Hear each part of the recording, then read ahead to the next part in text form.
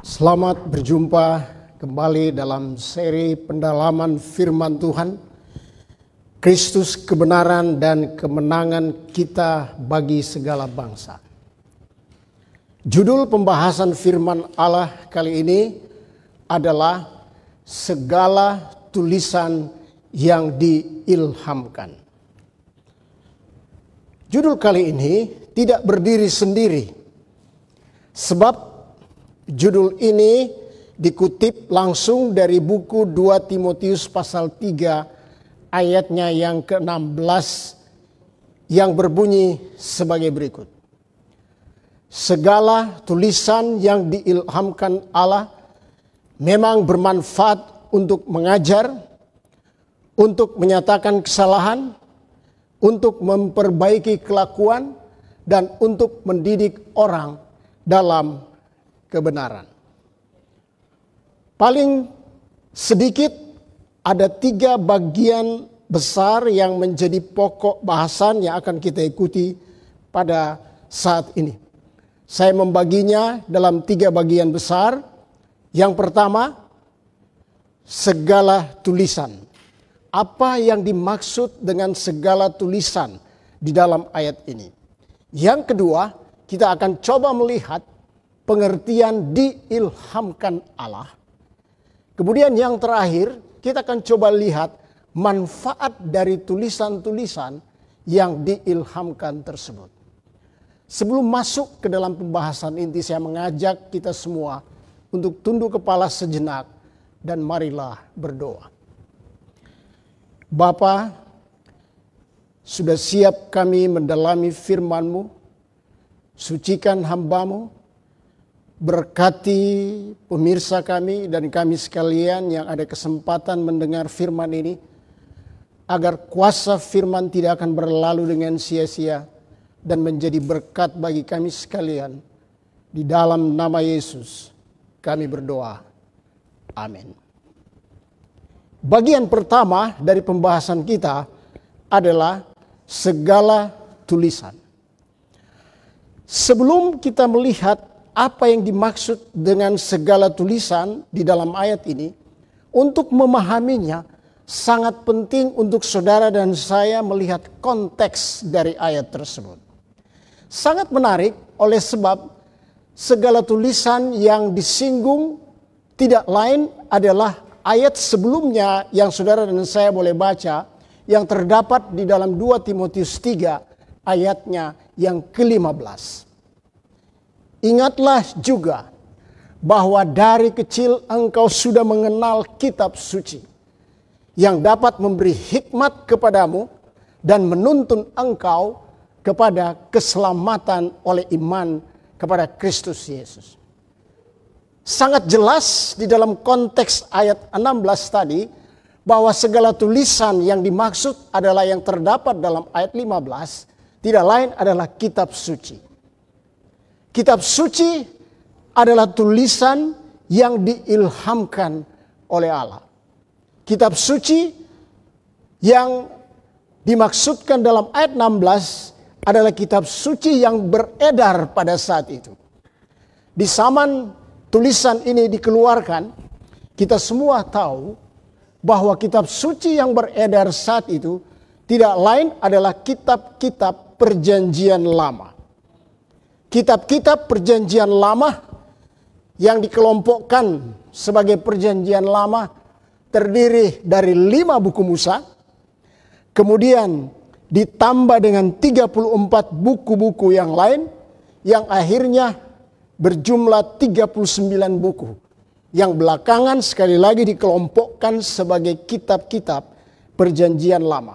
Jangan lupa bahwa kitab suci perjanjian lama adalah tulisan-tulisan yang diinspirasikan oleh Allah sendiri. Ada prinsip yang paling penting yang harus kita ingat. Prinsip itu adalah sebagai berikut. Kitab suci yang dikategorikan kelompokkan sebagai perjanjian lama, semuanya diilhamkan oleh Allah. Dan karena diilhamkan oleh Allah, jangan pernah kita mengabaikan ajaran-ajaran perjanjian lama. Bahkan jangan sampai ada orang yang mengatakan bahwa buku-buku perjanjian lama sudah tidak berlaku lagi.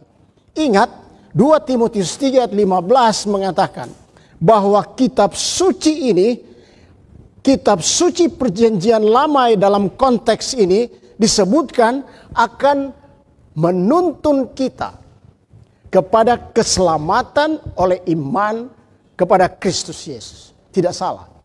Perjanjian lama berisi, inti dari semua isi perjanjian lama adalah bercerita tentang keselamatan di dalam Yesus Kristus. Kita akan kehilangan pengetahuan keselamatan kalau perjanjian lama ini tidak diperhatikan dan kita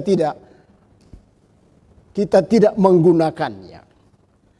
Saudara-saudara yang kekasih di dalam Tuhan, ini dikuatkan juga oleh Ibrani pasal 1 ayatnya yang pertama.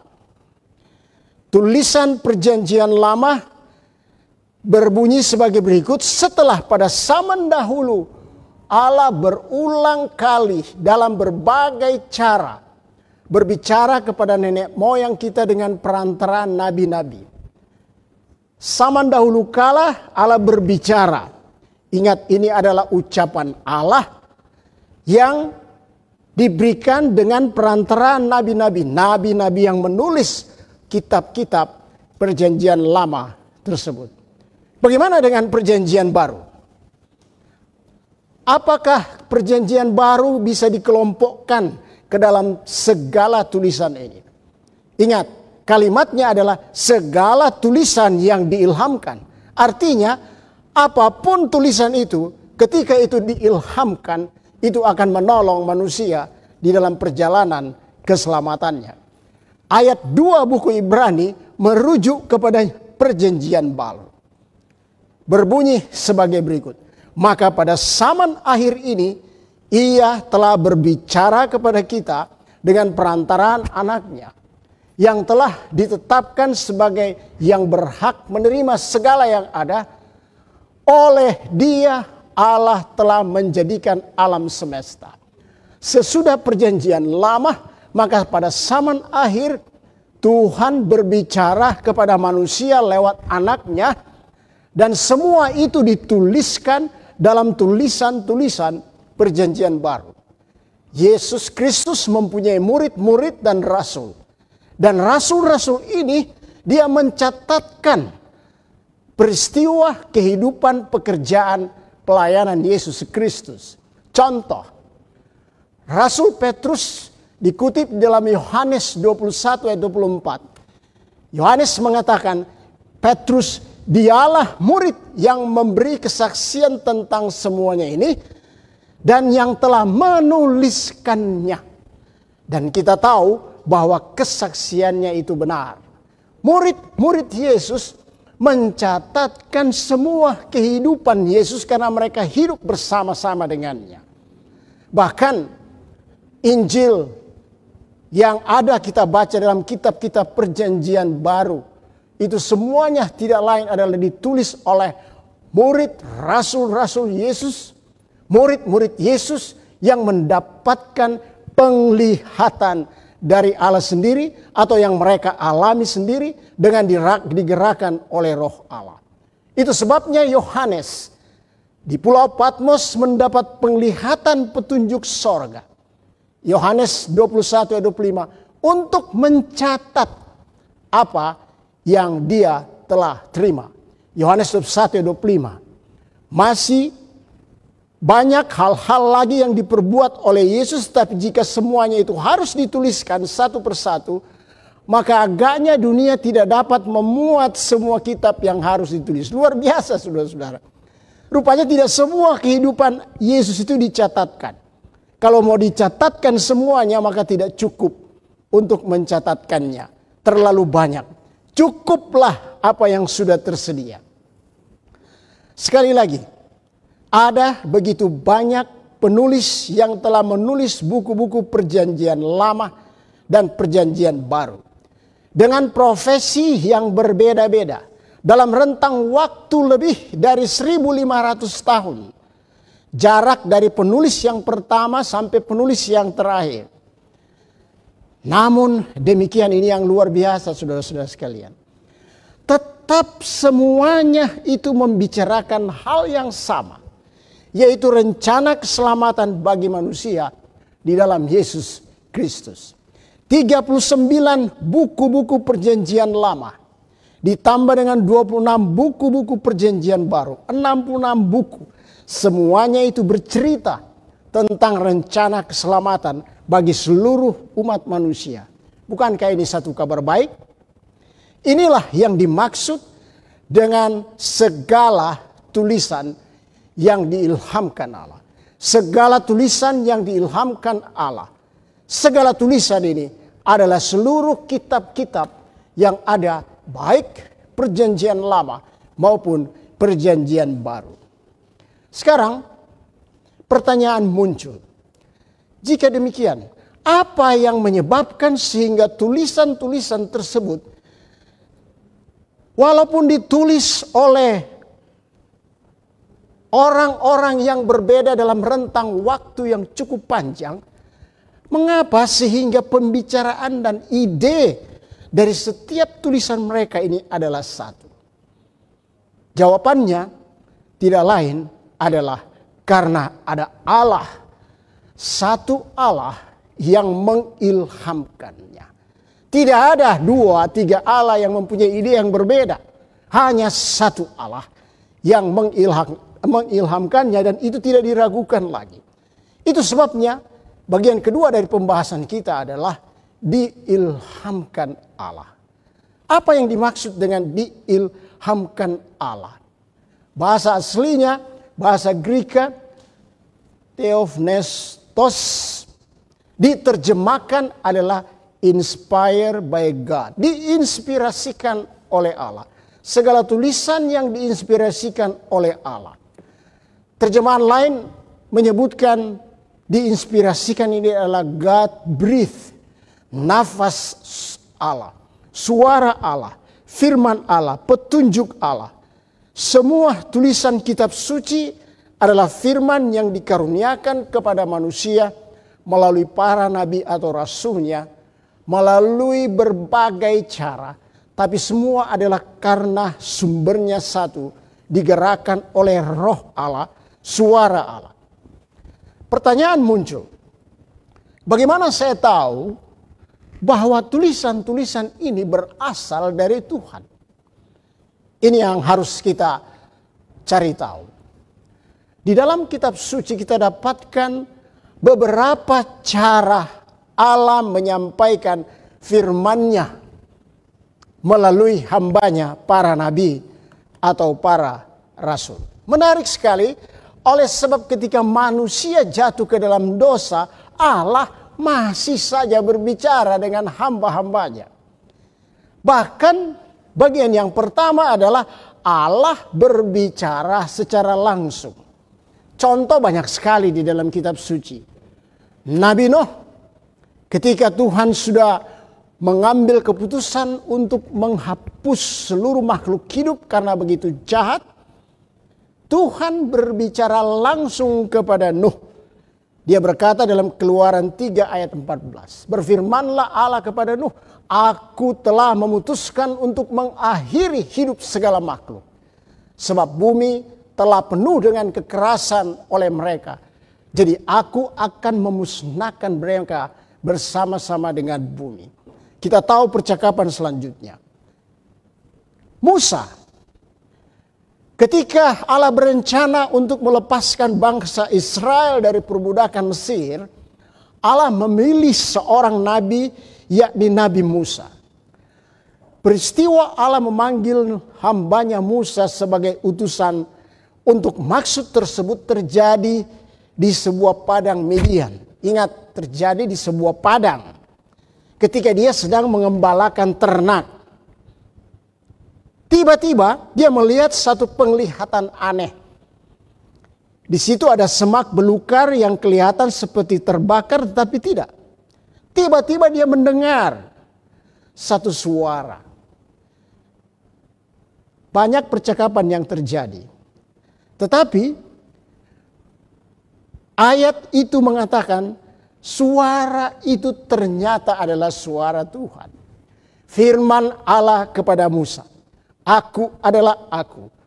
Lagi firman-Nya, "Beginilah kau katakan kepada orang Israel, Akulah Aku telah mengutus Aku kepadamu." Dengan kata lain, Aku sudah memilih engkau Musa untuk diutus kepada orang Israel.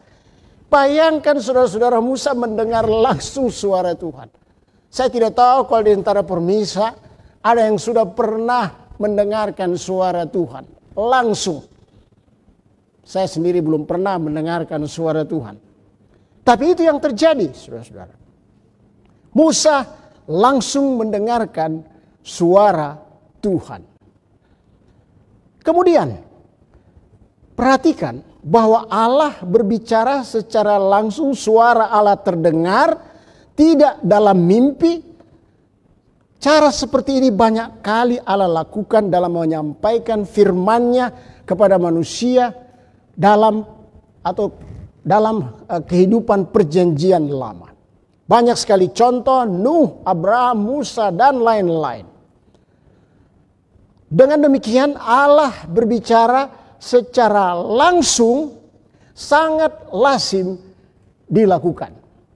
Saudara-saudara, mari kita lihat sedikit bahwa rupanya Tuhan ketika Dia mau menyampaikan sesuatu kepada manusia, Dia memilih seorang yang sangat istimewa yang disebut sebagai nabi. Tidak sembarang. Tidak semua manusia dipilih untuk menjadi juru bicara Tuhan. Hakim-Hakim 6 ayat 8 berkata, "Maka Tuhan mengutus seorang nabi kepada orang Israel yang berkata kepada mereka, beginilah firman Tuhan Allah Israel, Akulah yang menuntun kamu keluar dari Mesir dan yang membawa kamu keluar dari rumah perbudakan." Kita kenal sekarang dapat istilah nabi. Hamba-hambanya sebagai utusannya ini disebut sebagai nabi. Tentu untuk laki-laki nabi, sedangkan untuk perempuan dikenal sebagai nabiah. Dan dalam kitab suci kita tahu ada begitu banyak dicatatkan nabiah. Nabiah seperti Miriam, Deborah, Hulda. Sementara pekabaran mereka disebut nubuat atau nubuatan. Mari kita lihat sedikit pengertian dari kata nabi ini. Di dalam buku Ibrani, kata Ibrani ada dua kata yang sering digunakan bergantian satu dengan yang lain. Yang pertama kata roeh. Kata ini diterjemahkan sebagai pelihat.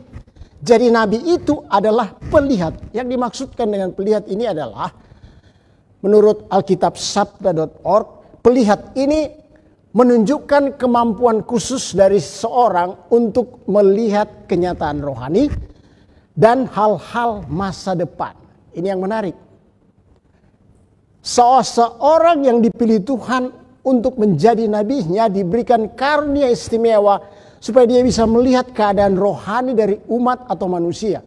Dia bisa tahu kalau umat ini sudah dalam kejahatan dan dia memperingatkan dan menguatkan kehidupan kerohanian mereka. Sementara orang lain tidak mau menyebut dosa itu dosa, maka nabi datang menyatakan dosa itu dosa. Kemudian yang kedua, mereka juga disebut pelihat karena mereka sanggup untuk menyampaikan hal-hal yang akan terjadi di kemudian hari. Peristiwa-peristiwa yang bakal terjadi di kemudian hari. Apa yang akan terjadi? Cara Tuhan memberikan karunia-karunia ini dilanjutkan dalam keterangan itu adalah sebagai seorang pelihat, nabi menerima semua petunjuk ini dalam bentuk mimpi dan penglihatan.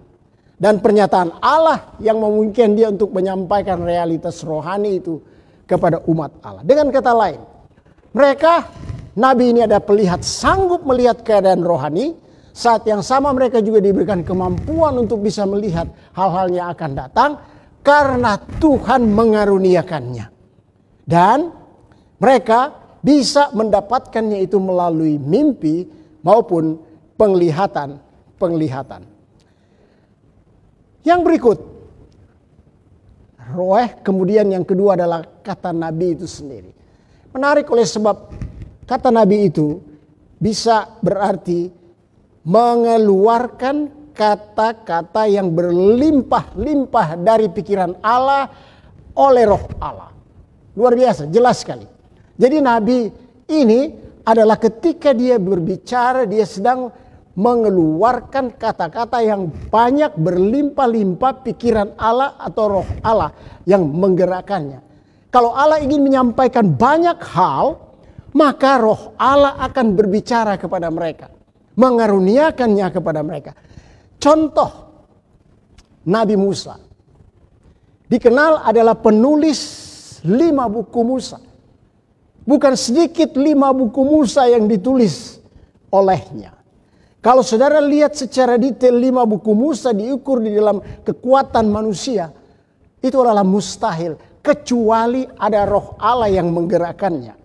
Roh Allah yang menjamah dia sehingga dia sanggup mengingat detail peristiwa dari kejadian sampai kehidupannya. Sebelum dia terganti oleh Joshua sesudah dia meninggal dunia.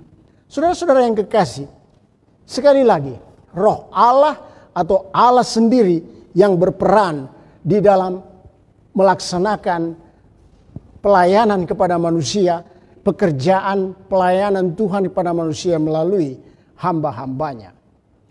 Bagaimana dengan perjanjian baru? Apakah di perjanjian baru ada nabi?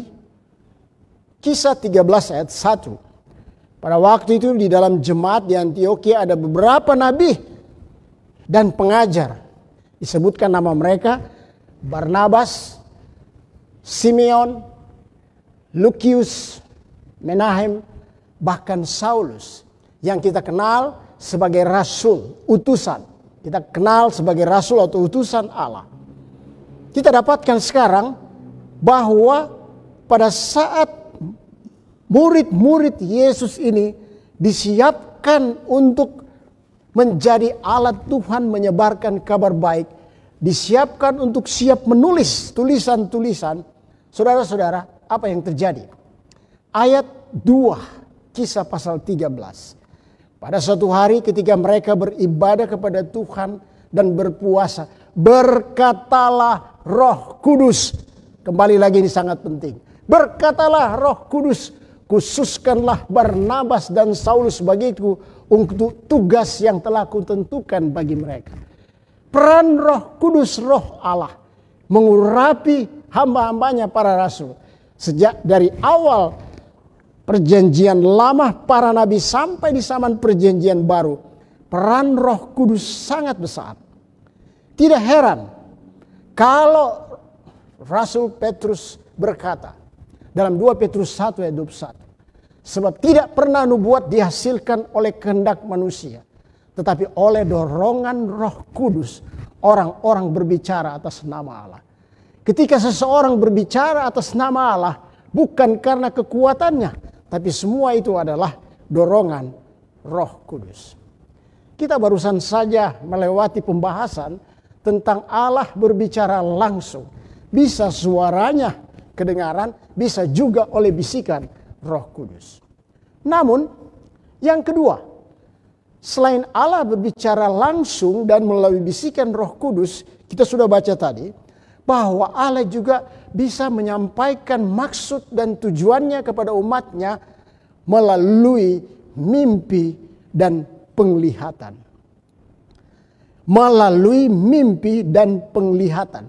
Bilangan 12 ayat 6 mengatakan, berfirmanlah ia, dengarkan firman Allah, firmanku ini. Jika ada di antara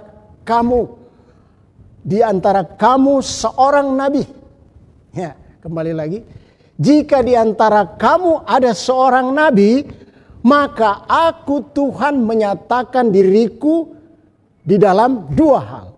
Penglihatan, dan aku akan berbicara dengan dia dalam mimpi. Rupanya penglihatan dan mimpi adalah cara yang lain Tuhan menyampaikan kehendak dan firman-Nya kepada para nabi. Saya tidak tahu saudara-saudara, kalau saudara pernah bermimpi, Kemudian saudara tahu bahwa ini mimpi dari Tuhan. Saya tidak tahu. Tapi suatu kali ada seorang raja bermimpi. Dan anehnya raja ini ketika dia bermimpi, besok dia lupa mimpinya. Kita kalau bermimpi biasanya kita ingat mimpi kita. Raja ini lupa mimpinya.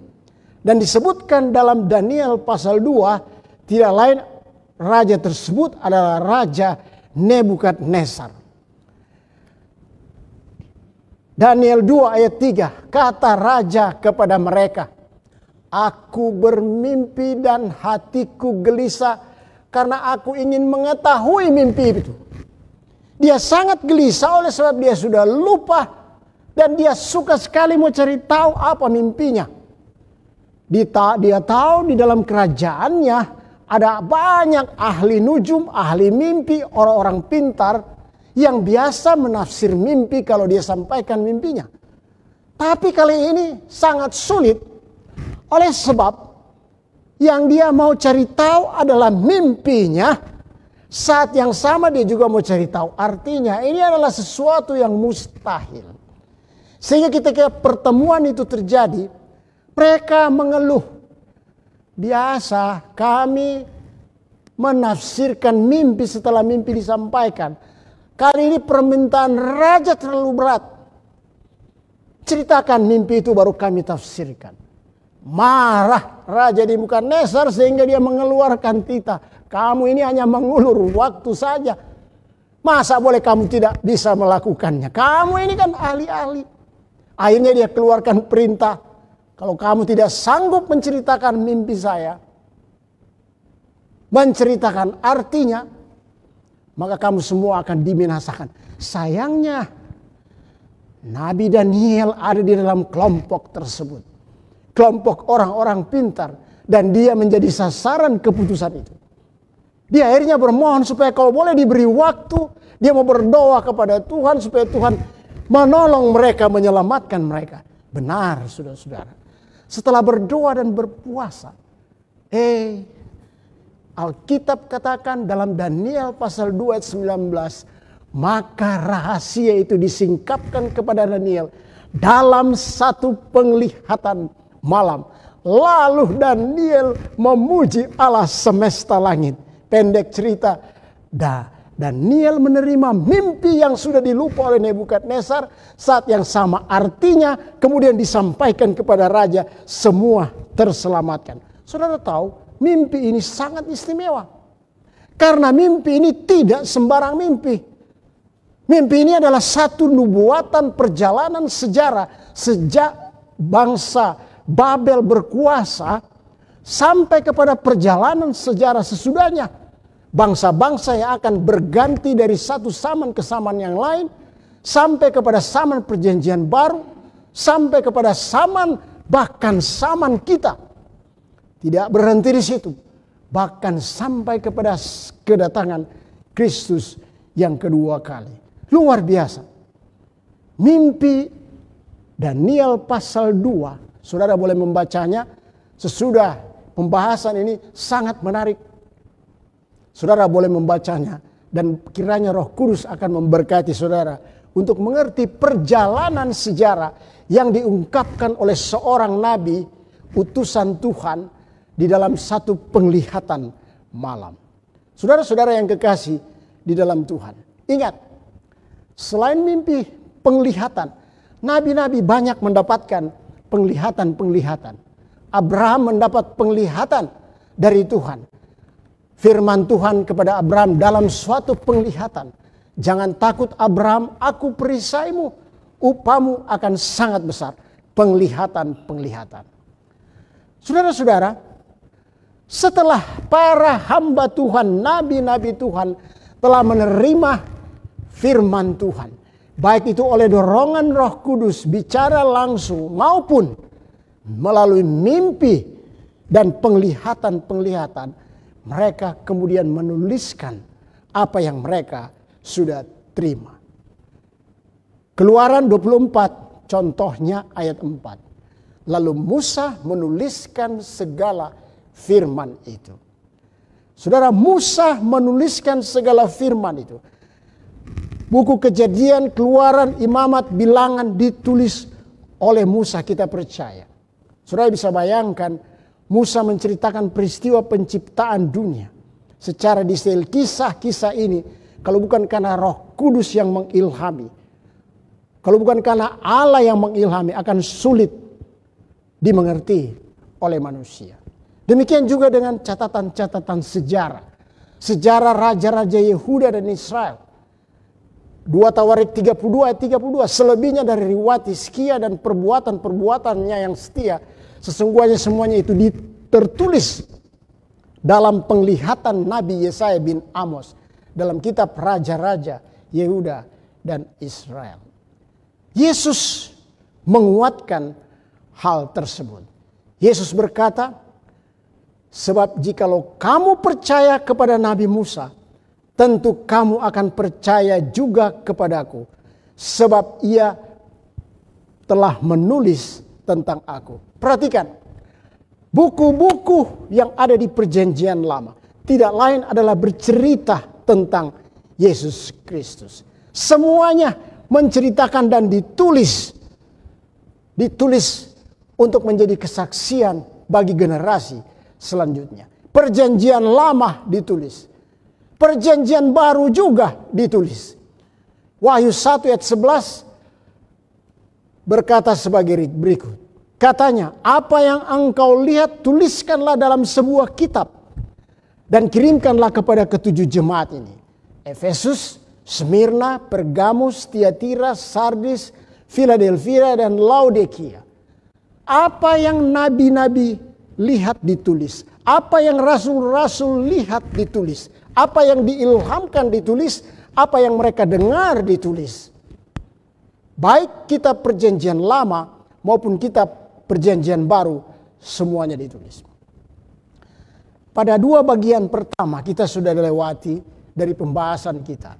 Sebelum kita masuk bagian akhir dari pembahasan kita, maka saya ingin mengulangi prinsip-prinsip yang sangat penting dalam tulisan yang diilhamkan. Pertama, Allah adalah sumber firman. Idenya hanya datang dari satu oknum. Yang kedua, para penulis boleh banyak. Para nabi, rasulnya adalah utusan Allah, juru bicara Tuhan.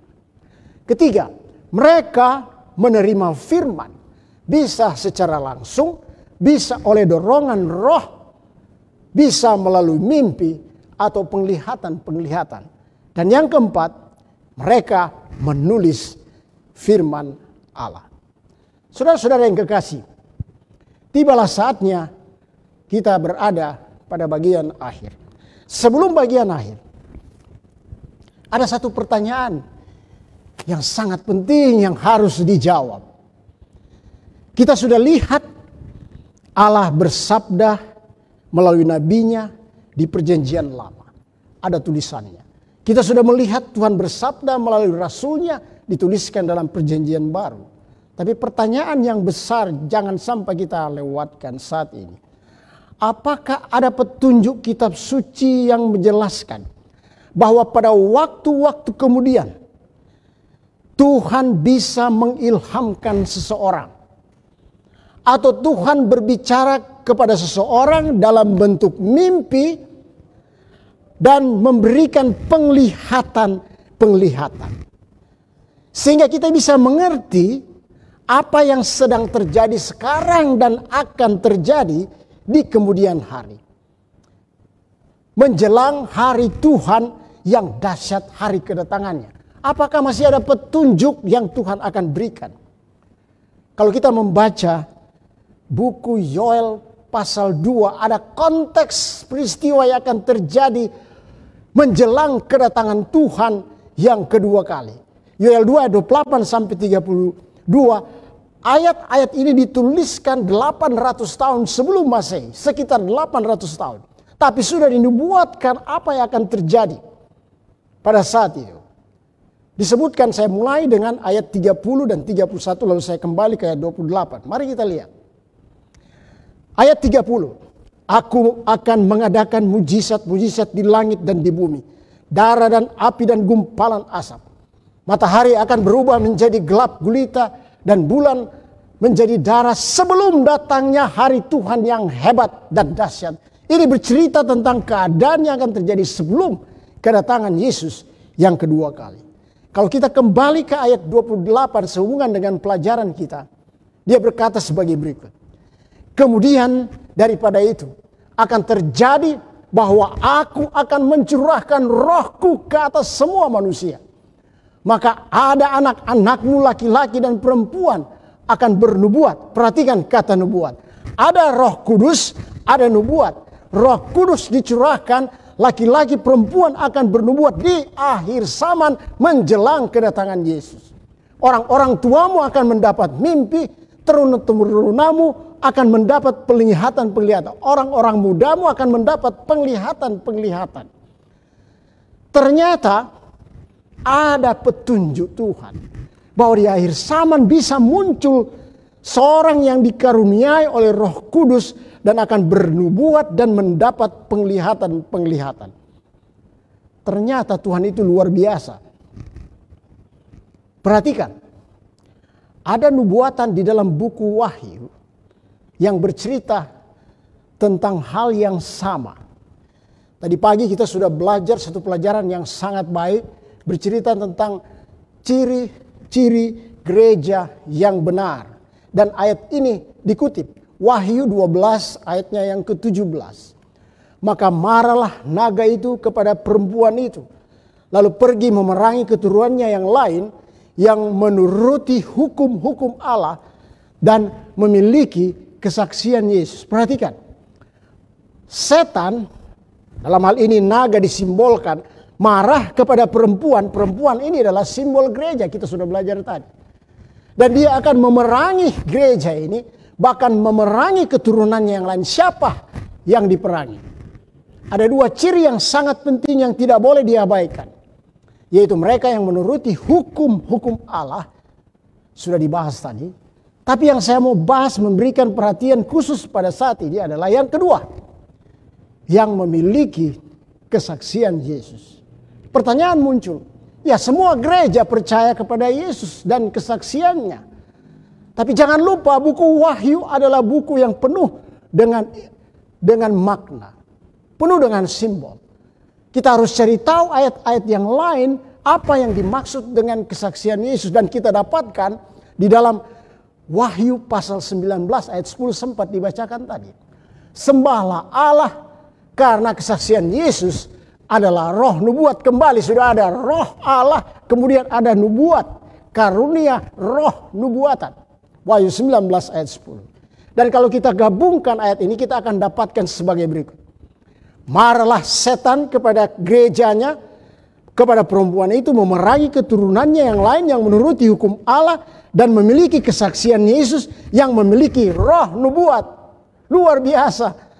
Allah di akhir zaman akan menyediakan karunia nubuat kepada gereja terakhir menjelang kedatangan Kristus yang kedua kali. Pertanyaan muncul, apakah gereja ini benar-benar memiliki seorang yang mempunyai karunia nubuatan? Apakah seorang tersebut pernah meninggalkan tulisan-tulisan? Selain dia menerima penglihatan, apakah dia juga meninggalkan tulisan-tulisan hasil dari penglihatannya? Ternyata nubuatan Yohanes pasal 12 ayat 17 telah digenapi. Karunia roh nubuat telah ada pada gereja yang benar itu. Roh nubuat telah ada pada gereja yang menuruti hukum-hukum Allah. Karunia nubuat telah ditulis dalam bentuk tulisan-tulisan yang diilhamkan. Mungkin ada yang bertanya di antara saudara-saudara yang ingin mengetahui isi tulisan-tulisan yang ditulis tersebut. Apakah benar-benar isi tulisannya diilhamkan atau tidak? Sebelum saya tunjukkan beberapa tulisan tersebut, mari kita lihat bagian akhir dari ayat yang menjadi dasar pembahasan kita.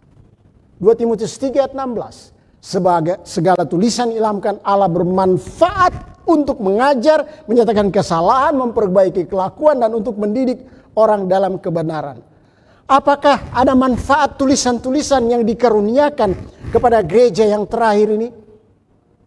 Apakah nasihat-nasihatnya memberikan manfaat? Saya akan memberikan sedikit contoh-contoh dari tulisan-tulisan yang diilhamkan yang sudah sempat ditulis. Di sini ada buku-buku praktis.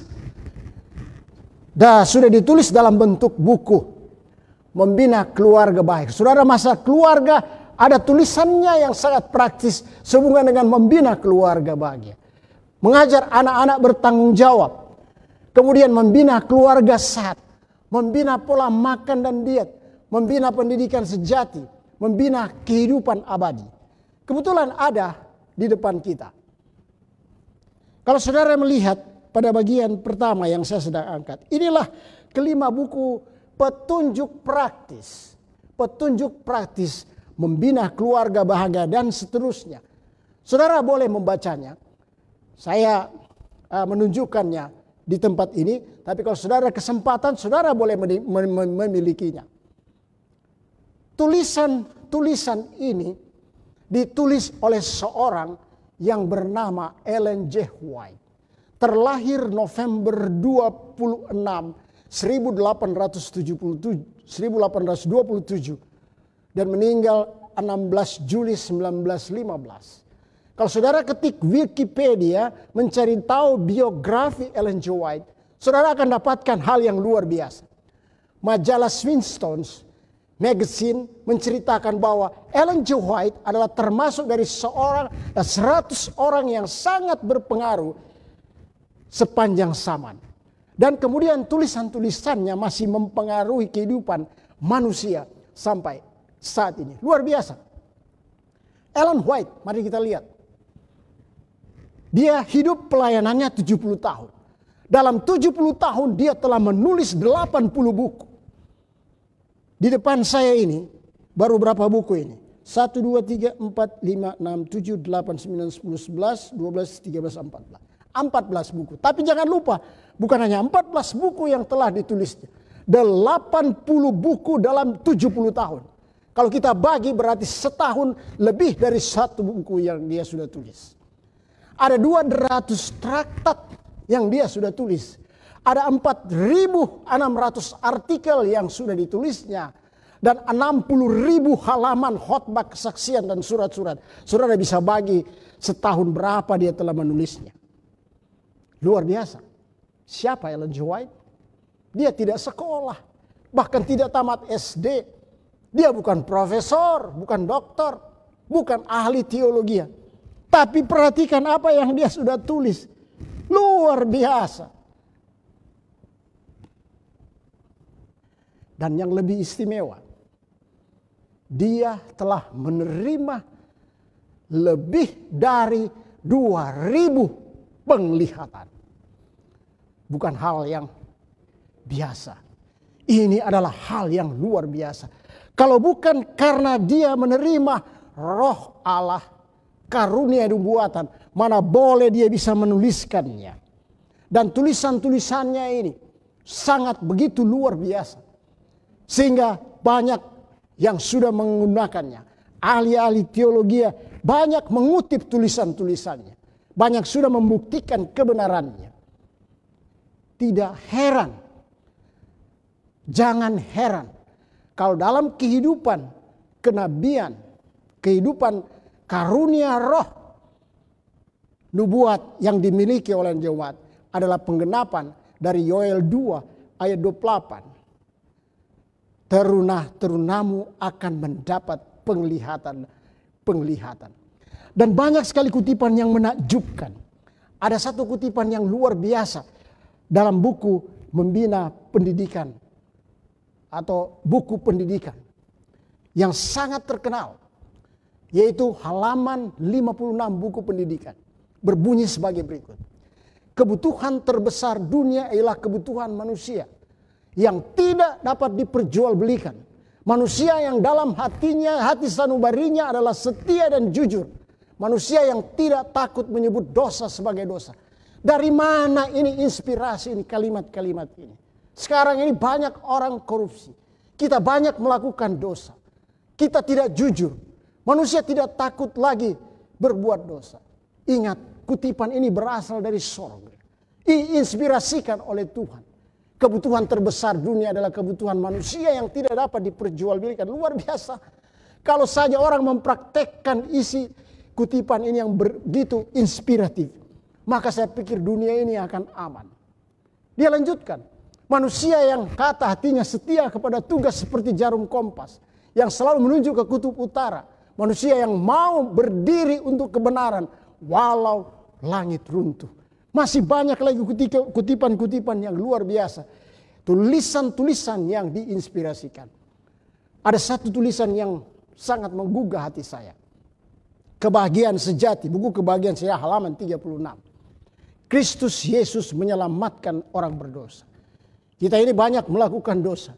Kadang-kadang kita bergumul dengan pelanggaran. Dan kita berpikir, aduh Tuhan, apakah Engkau masih mengampuni dosa saya? Ingat, tulisan ini mengatakan, apabila setan datang mengatakan kepadamu, engkau adalah seorang yang besar dosanya, pandanglah kepada juru selamatmu dan bicaralah mengenai pengorbanannya. Itulah yang dapat membantu engkau memandang kepada terangnya. Akui dosamu, bahkan katakan kepada musuh itu, Kristus Yesus sudah datang ke dunia dan menyelamatkan orang berdosa. Dan engkau pun dapat diselamatkan oleh kasih-Nya yang tiada taranya. Siapa yang memberikan inspirasi ini?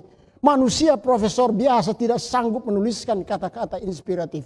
Kalau bukan karena dikaruniakan oleh Roh Allah. Satu yang saudara dan saya harus ingat. Yesus pernah memperingatkan. Sebab Mesias palsu dan Nabi palsu akan muncul. Dan mereka akan mengadakan tanda dahsyat, mujizat-mujizat. Sehingga sekiranya mungkin mereka yang menyesatkan orang pilihan juga. Kita sudah membahas bahwa pada akhir akan ada hamba Allah, karunia nubuat akan muncul. Tapi juga akan ada nabi-nabi palsu. Pertanyaannya, bagaimana saya bisa membedakan nabi ini palsu atau asli? Dalam buku artikel Oktober 14, 2014, keluar artikel The Gift of Prophecy, Testing a Prophet, menguji seorang nabi. Disebutkan di situ ada beberapa cara kitab suci menguji nabi. Yang pertama, kalau saudara mau tahu satu nabi ini utusan Allah atau tidak. Pertama, nabi itu harus mendapatkan penglihatan dari Allah. Bilangan 12:6. Lalu berfirmanlah dia, dengarlah firmanku. Jika di antara kamu ada seorang nabi, maka aku Tuhan menyatakan diriku kepadanya. Dalam penglihatan aku berbicara dengan dia dalam mimpi. Jadi saudara mau tahu dia ini nabi benar, tanya dulu dapat penglihatan atau dapat mimpi. Hamba Tuhan Ellen White selama 70 tahun telah menerima lebih dari 2.000 khayal atau mimpi-mimpi yang mengandung nubuatan. Yang kedua, menguji nabi palsu atau tidak. Dia harus sejalan dengan kitab suci. Yesaya 8 ayat 20. Carilah pengajaran dan kesaksian. Siapa yang tidak berbicara sesuai dengan perkataan itu, maka baginya tidak akan terbit fajar. Pengajarannya harus selaras dengan kitab suci. Ini adalah contoh tulisan-tulisannya. Saudara boleh membaca semuanya. Dan saya menjamin tidak ada satupun yang bertentangan dengan kitab suci. Dia meninggikan kitab suci, dia meninggikan Yesus Kristus. Yang ketiga, dia harus menyaksikan tentang Yesus. 1 Yohanes 4 ayat 1. Saudara-saudaraku yang terkasih, janganlah percaya akan setiap roh. Ujilah roh-roh itu. Apakah mereka berasal dari Allah? Sebab banyak nabi palsu yang akan muncul dan pergi ke seluruh dunia. Kita bisa menguji. Saudara bisa menguji apakah yang disampaikan ini adalah berasal dari Roh Allah. 1 Yohanes 4 ayat 2. Demikianlah mengenai Roh Allah. Setiap roh yang mengaku bahwa Yesus Kristus telah datang sebagai manusia berasal dari Roh Allah. Kita ambil satu kutipan yang dia tulis. Saksiat bagi sidang halaman 24. Yesus sebenarnya dapat tinggal di sisi Bapanya. Ia dapat tinggal tetap dalam kemuliaan sorga dan penghormatan malaikat-malaikat. Tetapi ia memilih mengembalikan tongkat kerajaan kepada tangan Bapanya dan mengayunkan langkah dari tahta itu ke bumi ini, agar ia dapat membawa terang kepada mereka dalam kegelapan dan hidup mereka yang sedang binasa. Dia mengangkat tinggi Yesus dan bercerita bahwa Yesus adalah utusan menjadi sarana keselamatan. Yang keempat, dari buahnya kita dapat melihat bukti menghidupkan firman. Dari buahnya lah kamu akan mengenal dia. Ingat, kehidupannya 70 tahun disebutkan. Kehidupan Nyonya White 70 tahun. Dalam artikel itu disebutkan Ellen White hidup dan bekerja selama 70 tahun di bawah pengawasan jutaan orang. Sebagian orang skeptis, ada yang ragu-ragu, ada yang curiga, dan beberapa kasus secara terbuka bermusuhan. Kalau saja mereka dapatkan kesalahan, pasti mereka sudah serang. Setiap kesalahan, ketidakkonsistenan telah dan dapat diekspos. Dan lawan-lawannya pasti puas. Tapi meskipun demikian, buah dari kehidupan dari hamba Tuhan ini dan kerja keras membuktikan ketulusan semangat dan kesalehannya. Bagian yang terakhir, ujian Nabi yang benar. Nubuatannya digenapi. Yeremia 28 ayat 9. Tetapi mengenai seorang nabi yang bernubuat tentang damai sejahtera, jika nubuat nabi itu digenapi, maka barulah ketahuan bahwa nabi itu benar-benar diutus Tuhan. Pertanyaan, apakah hamba Tuhan memiliki nubuatan yang telah digenapi? Ada begitu banyak, saya tidak akan menceritakan kepada saudara-saudara pada saat ini. Tetapi ada satu nubuatan yang dikeluarkan 21 April 1890. Perhatikan, 21 April 1890. Dicatatkan dalam majalah mingguan Science of the Times. Saudara-saudara, apa nubuatan yang disebutkan secara singkat? Secara singkat, ini bahasa aslinya. Secara singkat, nubuatan ini ada terdiri dari 7 nubuatan sekaligus. Ingat, tahun 1890 dinubuatkan 7 hal. Yang pertama, Tuhan akan bangkit mengguncang dunia. Kedua, kita akan melihat masalah di semua sisi. Ketiga, ribuan kapal akan tenggelam. Keempat, angkatan laut akan tenggelam. Kelima, jutaan nyawa akan dikorbankan. Keenam, kebakaran akan terjadi secara tak terduga. Yang ketujuh, kecelakaan kereta api akan lebih sering. Apakah semua ini sudah digenapi? Ada beberapa yang saya akan kutip. Bagian yang pertama, Tuhan akan bangkit mengguncangkan bumi. Ingat, ini disebutkan 1890. Kita tahu yang dia maksudkan sini adalah tidak lain gempa bumi dan yang hal-hal yang mengguncangkan bumi. Memang pernah terjadi atau sering terjadi gempa bumi di saat zaman dia hidup. Tetapi perhatikan tahun-tahun sesudahnya. Gunung api meletus Pelée 1902. 30.000 orang tewas. Gempa bumi di San Francisco 1906, 500 orang tewas. Gempa bumi tahun yang sama Chili 1.500 orang tewas. Gempa bumi di Kingston, Jamaika 1.100 orang tewas. Kemudian gempa bumi Sisilia 1908, 76.000 orang tewas. Gempa bumi Messina Italia 1908, 200.000 orang tewas. Gempa bumi Costa Rica 1.500 orang tewas. Turki 3.000 orang tewas. Dari tahun 1902 sampai 1912, 10 tahun, lebih dari 300.000 jiwa tewas karena gempa bumi dan gunung meletus. Yang kedua, ribuan kapal laut tenggelam. Ingat, 1890. Mau bilang kapal laut tenggelam itu sangat jarang dan tidak terdengar. Tapi tahukah saudara? Tahukah saudara? Menjelang Perang Dunia Pertama, Perang Dunia Pertama 1915. Beberapa tahun sesudah nubuatan ini dikeluarkan. Saudara tahu, dalam perang tersebut disebutkan ada 15.000 kapal yang tenggelam. Tidak pernah muncul dalam pikiran orang. Nubuatan ini digenapi. Berapa orang yang meninggal? Disebutkan 40 juta orang yang meninggal oleh sebab jutaan nyawa dikorbankan nubuatan tahun 1900. 40 juta orang meninggal. Bagian yang terakhir. Kita sekarang sedang mengalami pandemi COVID-19. Apakah ada karunia nubuatan untuk pandemi COVID-19? Roh nubuat berkata di dalam buku Kemenangan Akhir 620. Ia, setan, akan mendatangkan penyakit dan bencana hingga kota-kota yang padat penduduknya menjadi hancur dan sepi. Luar biasa. Kota-kota padat penduduk kok bisa sepi? Dan kita sedang hadapi sekarang penggenapan nubuatan, karunia nubuatan. Kota-kota menjadi sepi, lockdown, social distancing. Nubuatannya digenapi.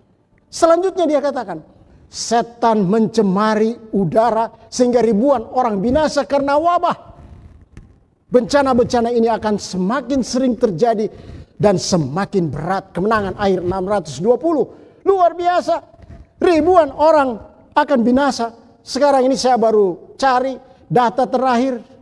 Ada 276.000 lebih orang yang meninggal karena wabah ini. Ribuan orang akan binasa dinubuatkan. Karena ia telah mencemari udara. Saudara, mencemari udara digenapi. Mencemari udara. Apakah virus corona mencemari udara? Penelitian terakhir Harvard Medical School menyebutkan tentang aerosol. Aerosol adalah partikel virus menular yang dapat mengambang atau melayang di udara. Aerosol disebarkan oleh orang yang terinfeksi coronavirus bahkan tidak menunjukkan gejala. Ketika mereka berbicara, bernapas, batuk, dan bersin. Orang lain dapat menghirup aerosol ini dan terinfeksi virus. Aerosol coronavirus dapat tetap di udara hingga 3 jam. Sehingga masker dapat membantu mencegah penyebaran. Nubuatan sudah disebutkan bahwa setan akan menyebarkan virus wabah di udara. Sudahkah saudara pakai masker? Jauh sebelum datangnya wabah virus di udara. Virus corona. Roh nubuat telah menubuatkannya. Ternyata nubuatan itu sedang digenapi. Saya mengambil kesimpulan. Tulisan roh nubuat diilhamkan oleh Allah. Dan saya mengajak saudara dan saya pada saat ini. 2 Tawarik 20 ayat 20. Percayalah kepada Tuhan Allahmu dan kamu akan tetap teguh. Percayalah kepada nabi-nabinya, maka kamu akan berhasil. Saudara mau berhasil? Percayalah kepada tulisan-tulisan yang diilhamkan. Perjanjian lama, perjanjian baru bersama tulisan karunia roh nubuat sebagai warisan yang ada di dalam gereja yang terakhir. Maka saudara akan berhasil. Tuhan memberkati kita. Amin.